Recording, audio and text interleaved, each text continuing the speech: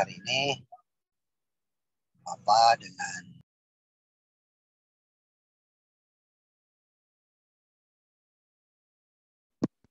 kayaknya bapaknya keluar.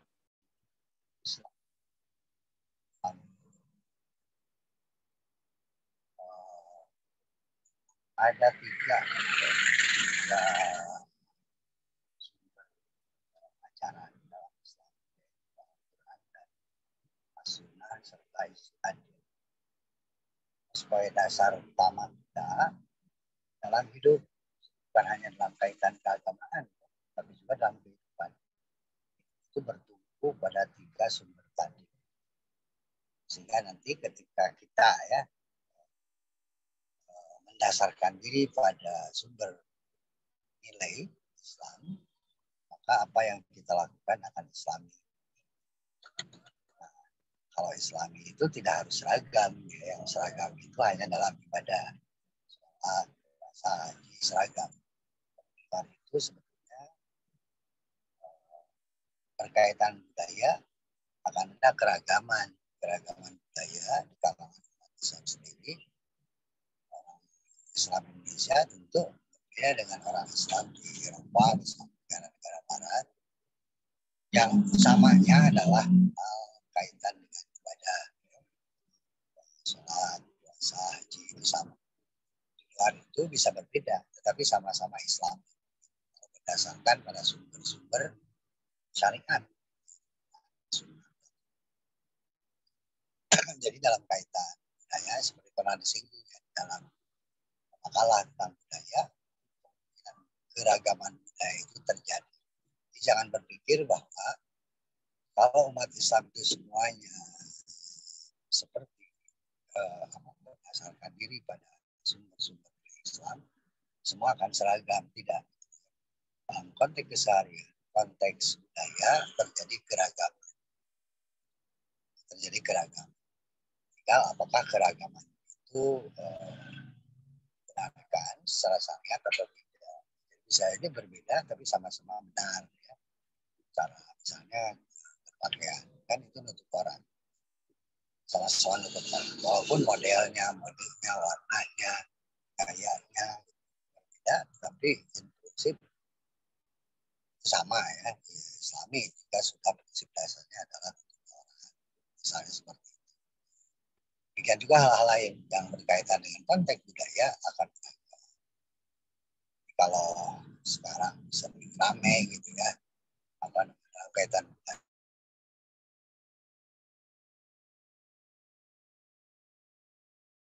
Sebetulnya kita diperkenankan satu kali orang Indonesia pakaian dan sebagainya. Walaupun boleh saja ya, bisa berpakaian Arab boleh, itu urusan masing-masing senangnya seperti apa. Tidak diharamkan, tidak disalahkan juga. Orang Indonesia pakai pakaian India gitu misalnya boleh-boleh saja sepanjang itu untuk orang, atau orang Barat pakai sarung boleh-boleh saja gitu.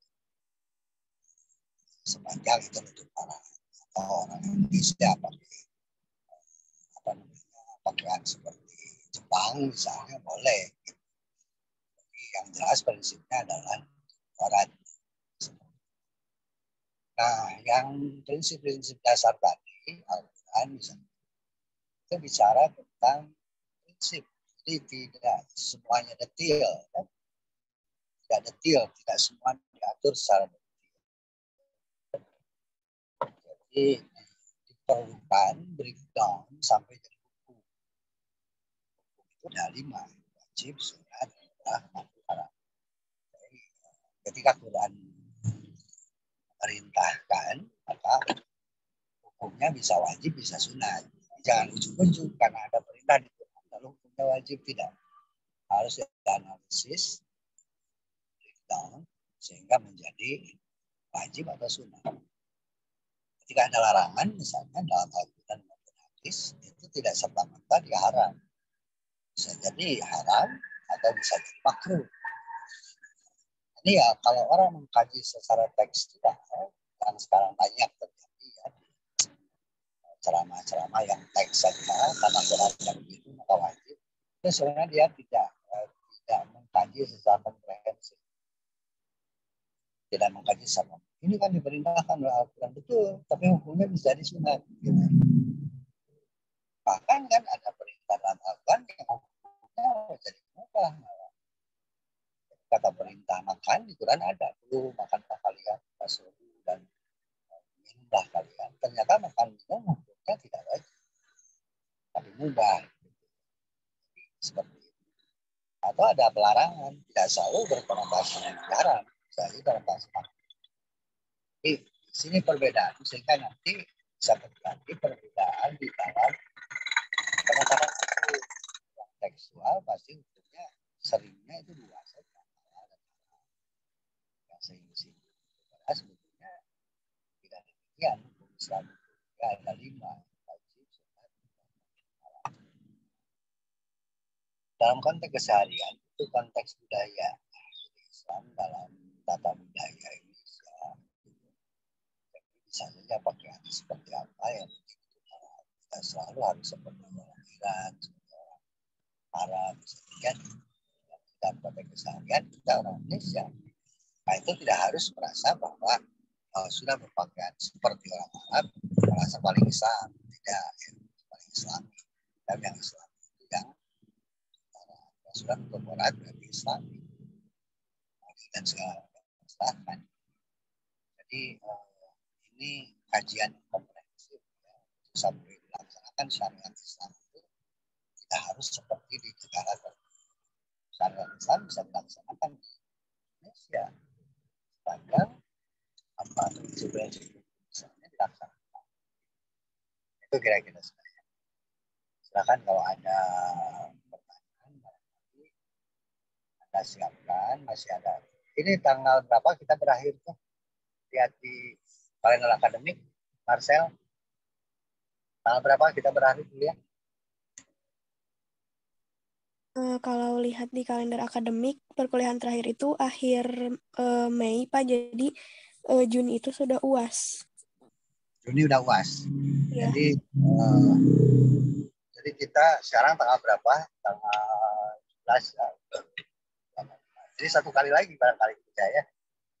1 kali atau 2 kali nanti dilihat lah ya. Kalau dia masih ada pertemuan depan. Nah, silakan kalau ada yang mengajukan pertanyaan boleh disampaikan secara tertulis, boleh juga disampaikan secara langsung. Nah, silakan.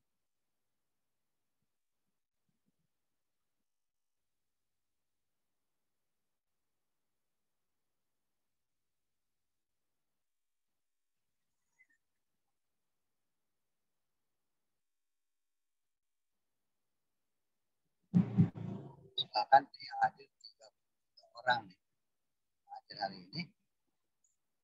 Silakan kalau ada pertanyaan.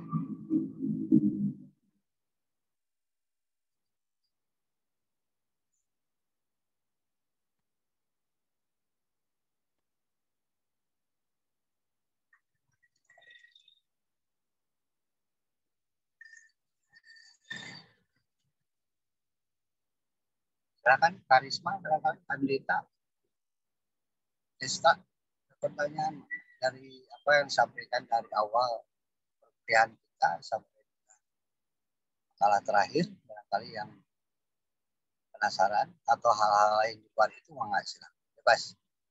Di dalam pertemuan terakhir ini memang sengaja disiapkan supaya Anda bisa bebas bertanya dalam konteks manapun, konsep apapun.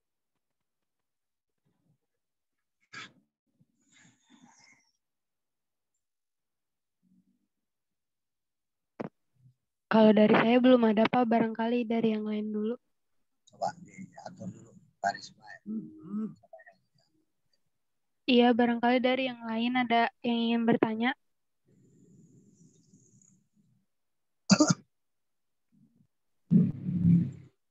Bapak ada pertanyaan di kolom chat dari Pramesti Citra.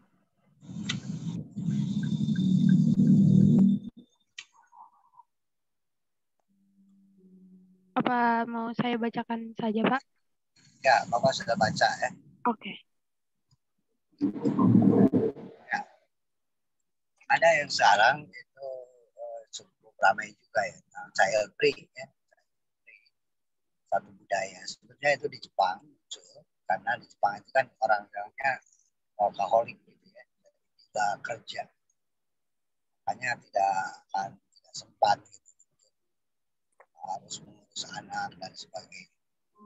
Jadi child free ini sebetulnya itu Islam tidak sepakat. Islam tidak sepakat mengenai child free itu sebetulnya tidak bertentangan, bukan hanya ini, bertentangan dengan kemanusiaan sih.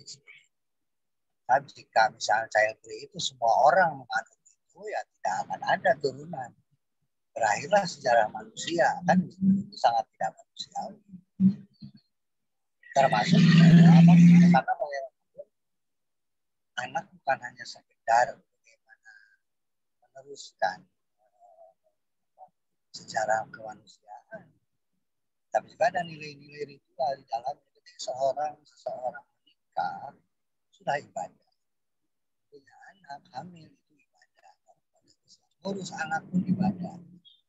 Orang kalau tidak punya anak itu kan kehilangan beberapa hal. Apalagi kalau dilihatkan sangat menentang dengan sunatullahnya. Kalau perempuan itu harus hamil, kalau perempuan harus merawat anak itu sunatullah. Itu sunatullah yang harus diterima sebagai wujud kewajiban perempuan atas fitrah. Jadi atas kodratnya sebagai perempuan. Tentu itu menolak kodrat. Kalau kodrat itu ukurannya harus dilakukan. Kalau masalah misalnya pengasuhan, perawatan, lalu pendidikan, itu kan bersama-sama kewajiban antara laki-laki dan perempuan, suami dan istri. Sama membolehkan mungkin penjarangan yang diperbolehkan. Menjarangkan kelahiran. Misalnya supaya 4 tahun aja kembali punya anak setelah 4-5 tahun itu boleh sepanjang alat yang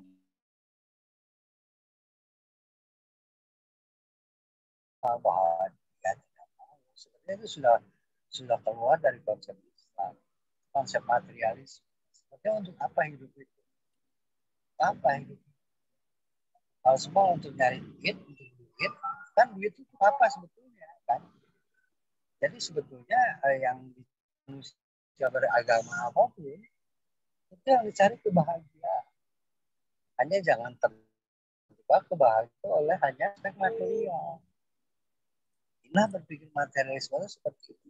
Seolah hidup itu semua untuk kerja, untuk cari materi, pemuasan kehidupan, itu bisa menolak sebetulnya konsep child free. Paling tidak kalau memang ingin berkeadilan atau ingin pendidikan itu benar, mendidik anak ya supaya kalau banyak susah misalnya didiknya, maka mungkin perlu penjarangan anak cukup misalnya ya cara kelahiran 5 tahun itu bisa dibenarkan. Tapi kalau sama sekali diniatkan tidak punya anak itu bertentangan dengan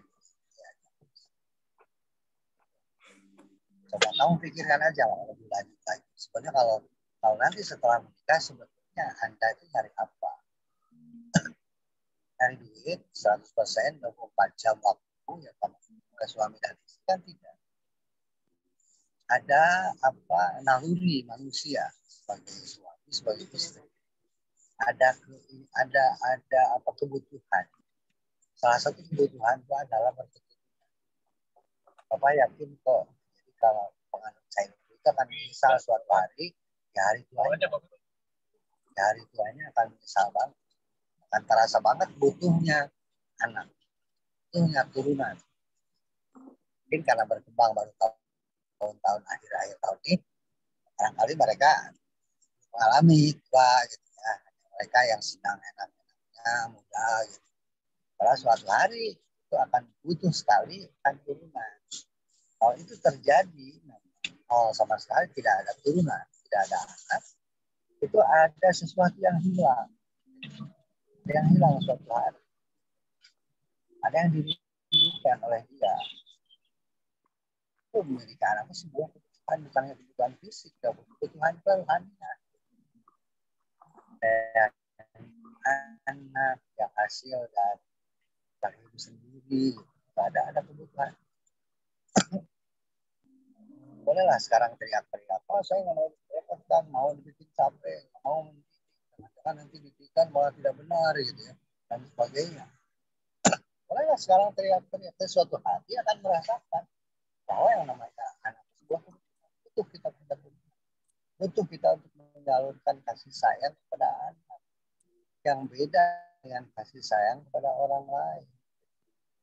Nikmatnya memberi kepada anak itu tidak tergantikan. Anda punya uang banyak, menjadi konglomerat, uang miliaran, tapi Anda tidak ada yang hilang. Ada sebuah kebahagiaan tersendiri ketika kita memberi sesuatu pada anak. Ketika anak sesuatu oleh kita, itu sebuah kenikmatan tersendiri. Dan ini tidak tergantikan oleh hal apapun. Di sini sebetulnya ya. Jadi child free itu bertentangan dengan konsep-konsep kemanusiaan di dalam Al-Quran. Jadi tren ini memang barangkali di kalangan anak muda yang barangkali mengira-ngira lah gitu ya. Wah, ini kita akan sampai wanita. Tidak, demikian. Jangan dikira. Kalau Anda survei pada ibu yang sedang hamil, Anda akan merasakan survei, tanya, diwawancara mendalam. Apakah sebuah siksaan? Bukan. Apakah setelah melahirkan lo harus berusia? Apakah sebuah beban bagi seorang ibu? Tidak. Dia akan memberikan secara ikhlas dan dia menikmatinya. Jika ada anak, dia menikmatinya. Kita harus mengurus anak, dia menikmatinya. Bukan sebuah beban. Kalau betul-betul orang itu punya rasa kemanusiaan, rasa kasih sayang itu tersalurkan lewat perawatan anak, pengasuhan anak. Anak bukanlah beban, bukan anak menjadi sebuah kebutuhan. Lihat saja loh, pada umumnya ibu tidak mau dia dipisahkan dengan anak.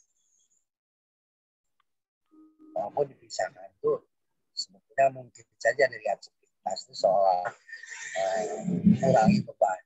Tapi di sisi lain, bagi seorang ibu itu bersama anak itu sebuah kebahagiaan tersendiri. Gitu ya.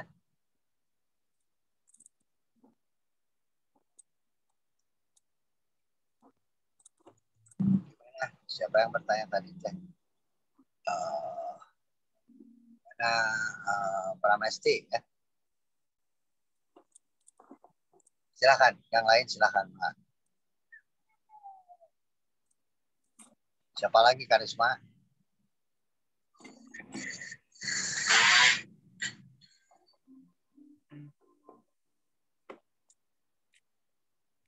Pak, saya ingin bertanya. Ya, mangga. Jadi saya ingin lebih tahu konteks sejarah kontemporer sih, Pak. Kan kita sudah lama ya ada perpecahan antara Muslim Sunni dengan Muslim Syiah. Setahu saya itu sejauh ini awal mulanya bisa ada Syiah itu karena adanya ketidaksepakatan mengenai peran Ali dalam umat Ali dan keluarganya dalam agama Islam. Sedangkan saya ingin tahu juga sekarang apakah bagaimana kondisi skisme itu gitu Pak? Apakah ada kesempatan rekonsiliasi dalam waktu dekat atau gimana Pak? Saya juga nggak tahu ini pertanyaan. Ya. Lebih memahami lah mengenai isu Sunni Syiah ini Pak. Ya. Jadi kalau dilihat dari sejarah tadi betul bahwa sebetulnya yang membuat munculnya Syiah itu dari politik ya, bukan dari yang lain, dari akidah. Awalnya itu dari politik. Lama-kelamaan kemudian menggumpal, ya, snowball akhirnya karena saking kuat keyakinan akan dari politik tadi, keyakinan politiknya, maka dia membentuk sebuah sekte tersendiri Syiah. Yang tadinya di politik. Dan jalan masuk ke aspek akidah, masuk ke aspek syariat dan sebagainya. Sehingga masing-masing antara Sunni dan Syiah itu saling mengkafirkan. Sampai hari ini itu terjadi. Makin di sini tentu semakin jauh mereka Syiah ini makin jauh ya dari ajaran mainstream Sunni gitu. Jadi makin jauh. Apakah mungkin terjadi rekonsiliasi? Yang mungkin terjadi adalah toleransi. Jadi saling itu yang bisa kita lakukan. Kalau untuk menjadi satu tidak mungkin. Jangan-jangan yang berseberangan ya, antara Sunni. Di antara Sunni sendiri itu ada beberapa yang sekte yang berbeda. Sampai ke organisasi keagamaan saja. Itu untuk rekrut susah. Boleh disebut mustahil. Anda lihat Pak. Sekarang misalnya ini ormas saja misalnya antara NU Muhammadiyah itu tidak bisa disatukan. Padahal sama-sama Sunni. Gitu. Apalagi kalau Sunni dengan Syiah. Gitu. Sunni dengan Sunni juga tidak bisa disatukan. Demikian juga Syiah itu tidak satu. Syiah itu banyak sekali sektenya yang internasional. Ada Jauhariyah, ada Fatimiyah, dan lain sebagainya. Banyak sekali. Dan mereka tidak juga bersatu. Jadi untuk menyatukan yang Anda sebut rekonsiliasi itu sangat kecil kemungkinan. Yang mungkin bisa kita lakukan adalah saling kita bertoleransi. Anda Syiah tidak usah saya paksakan jadi Anda Syiah tidak akan saya paksakan memaksa Anda menjadi Sunni. Dan juga sebaliknya. Hanya itu yang bisa kita lakukan. Sekarang jangan-jangan di sana ya untuk menyebut saja bahwa orang Sunni itu Muslim, sesama Muslim, itu orang-orang Sunni menolaknya. Mereka bukan Islam, gitu ya. Syiah itu bukan Islam. Ada klaim-klaim. Demikian juga yang Syiah terhadap yang Sunni. Nah, supaya kita yang sama-sama syahadatnya sama. Kan Syiah itu syahadatnya sama. Yang sama-sama syahadatnya kita lembangkan toleransi. Kita nggak bisa memberikan keyakinan kita sebagai Sunni kepada kaum Syiah. Gitu, kan? Kita nggak bisa memaksa. Kalau mereka nggak mau ya gimana? Apa mau dia dipukul kan enggak. Jadi sangat usaha-usaha ke arah sana sepanjang sejarah itu ada ya usaha-usaha rekonsiliasi menyatukan, tapi tidak terjadi. Jadi perbedaan semacam itu akan ada sepanjang masa.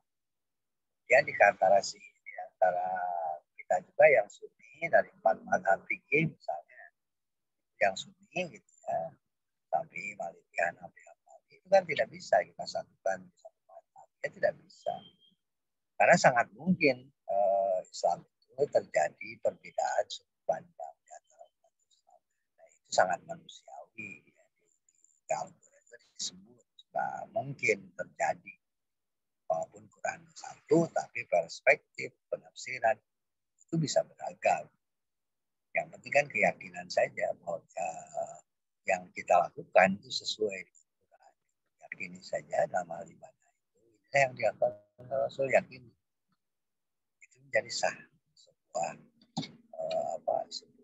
bentuk ibadah. Yakini saja. Kalau Anda misalnya belajar dari mazhab Syafi'i, lalu Anda usoli, yakini saja. Usoli itu bagian dari sholat ibadah. Sah. Kalau Anda misalnya tidak suka usoli, yakini saja. Yakini saja. Bahwa ini sholat yang sah.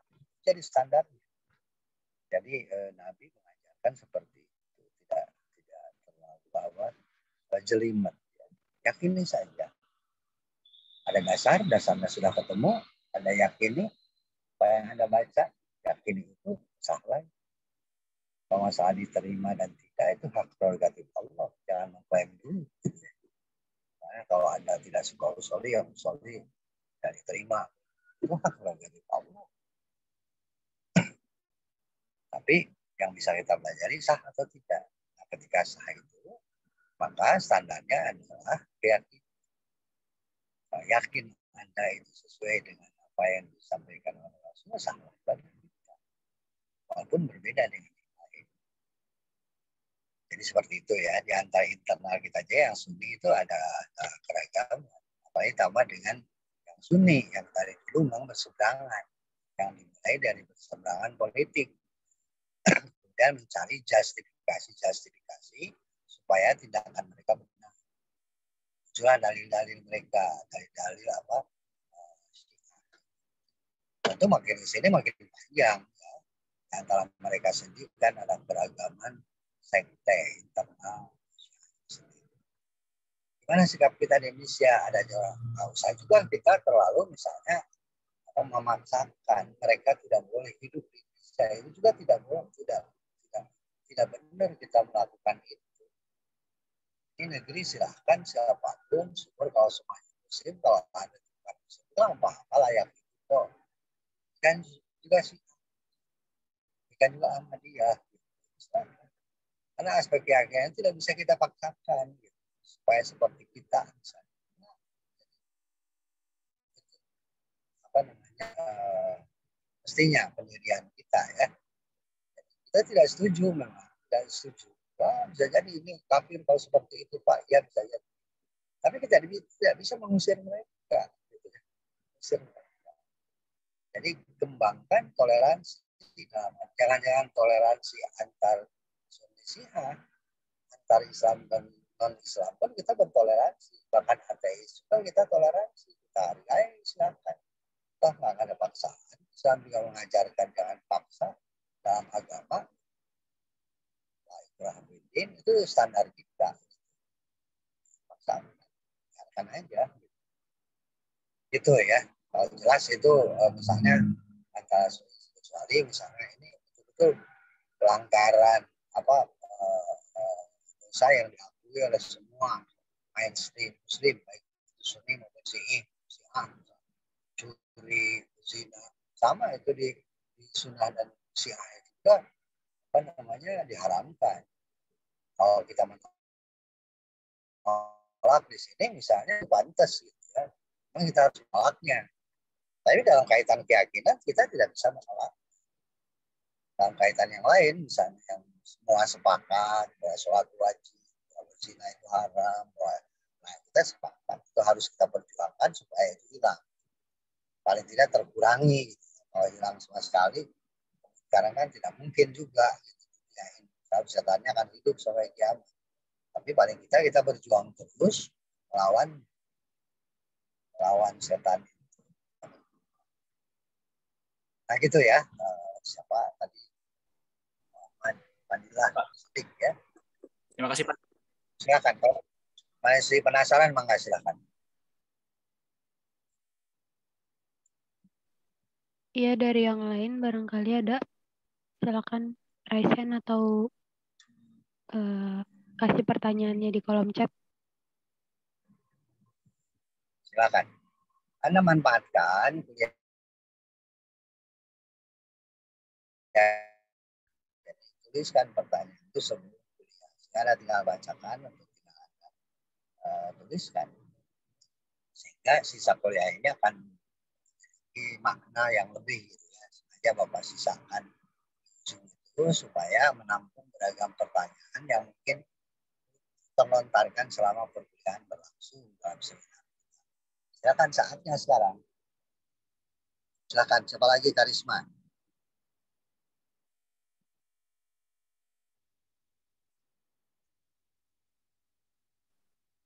Iya dari teman-teman ada yang ingin bertanya lagi?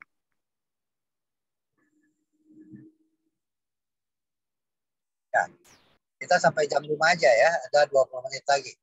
Iya Pak. Nah, silakan. Gimana? Inka barangkali mau bertanya? Enggak, Risma coba yang lain dulu aja. Inka udah keseringan. Nggak apa-apa Inka. Iya Destra ada pertanyaan? Ada sih. Benar. Iya mungkin sudah tidak ada lagi yang ingin bertanya Pak.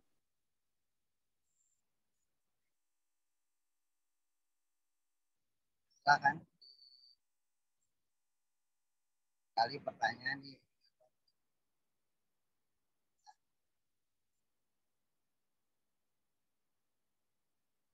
Kembali ini penting ya dalam rangka toleransi. Ini seringkali saat ini memang sering terjadi ejekan orang seolah-olah muslim itu orang toleran, radikal.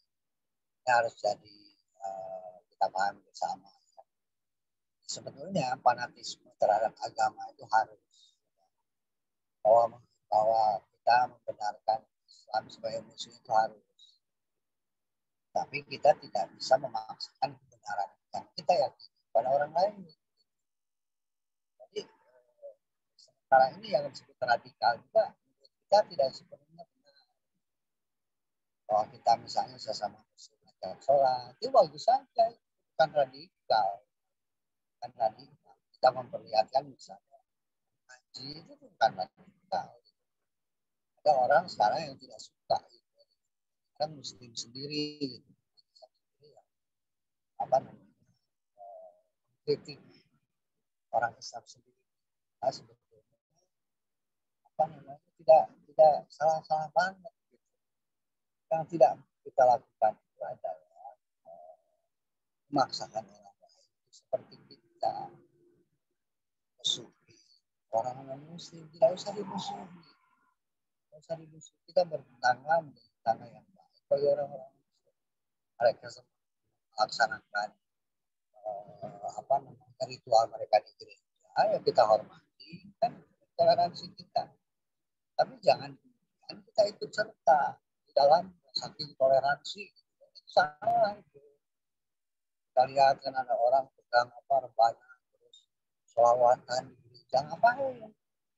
Bukan itu toleransi. Kita cukup menghormati mereka melaksanakan ibadahnya. Kita toleran, biarkan mereka melaksanakan ibadahnya. Kita hormati. Tidak usah kerjasama dalam hal yang bersifat ritual. Nggak boleh. Tapi dalam lingkungan sosial, ekonomi, sosial, politik, itu silakan bekerja sama dengan siapapun. Anda mau bisnis dengan orang agama apapun, sah dalam Islam, boleh silakan. Bahkan ketika Anda muslim lalu menipu orang muslim, dosa sama saja yang menipu seorang muslim. Jadi jangan saya hanya ingin berbisnis dengan Islam saja, tidak. Islam membolehkan ada bisnis dengan non-muslim. Anda bekerja misalnya, bos Anda kebetulan di perusahaan misalnya non-muslim, Anda sah kok untuk bisnis di situ. Silakan Anda mendapat gaji di situ juga boleh. Gitu. Itu kebolehan.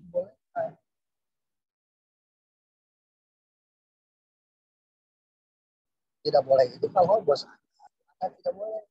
Tapi kalau Anda menyuruh Anda untuk mengerjakan pekerjaan kantor yang tidak ada kaitan dengan ibadah mereka, ya nggak ada masalah, silakan. Ya. Jadi sekarang itu ada tendensi gitu, soal ada ustadz yang mengatakan haram kerja di sini. Ya seperti itu, nggak seperti itu. Nabi juga berbisnis orang Yahudi, Nasrani biasa kok. Nabi juga ada masalah. Gitu. Ketika di Madinah, di agama Madinahnya di situ ada orang Yahudi, orang Nasrani biasa. Saya ketika ada bangsa mereka Muslim, ya bangsa. Jadi toleransi itu diperkenankan, bahkan diajarkan toleransi dalam itu toleransi, dalil toleransi. Ya. Tapi jangan tidak boleh bersama-sama adakan kegiatan pada hari Minggu, walaupun Anda main gitar tapi di gereja itu tidak diperkenankan. Main gitar di gereja adalah bagian dari ibadah mereka. Kan? Tapi kalau Anda ngantar misalnya teman di motor bareng orangnya gereja dulu, Anda tunggu di luar gereja buat nanti sama-sama belajar dan sama-sama jalan-jalan. Jadi kaitan toleransi itu semacam tidak boleh juga misalnya ada ini merusak gereja dirusak oleh orang Islam, itu salah. Nabi melarang merusak tempat ibadah. Jadi jangan juga keterlaluan seperti itu. Kalau memang masih ada masalah izin segala macam, ya dipertanyakan, harus sampaikan sesuai dengan aturan dan hukum yang berlaku. Jangan main hakim sendiri, jadi dibakar atau ditembak, itu nggak boleh, haram. Melempar tempat ibadah orang-orang Muslim. Itu toleransi kita. Ya. Memang kita sedang puji ya di akhir-akhir ini banyak sekali nyinyiran kepada kita dari orang-orang Muslim yang dikipas-kipasi lah oleh sebagian tidak suka. Islamofobia, negara Islam yang ada di pikiran mereka terorisme, itu yang harus kita antisipasi. Kalian siapa? Somat yang masuk ke Singapura ya, masuk ke Singapura,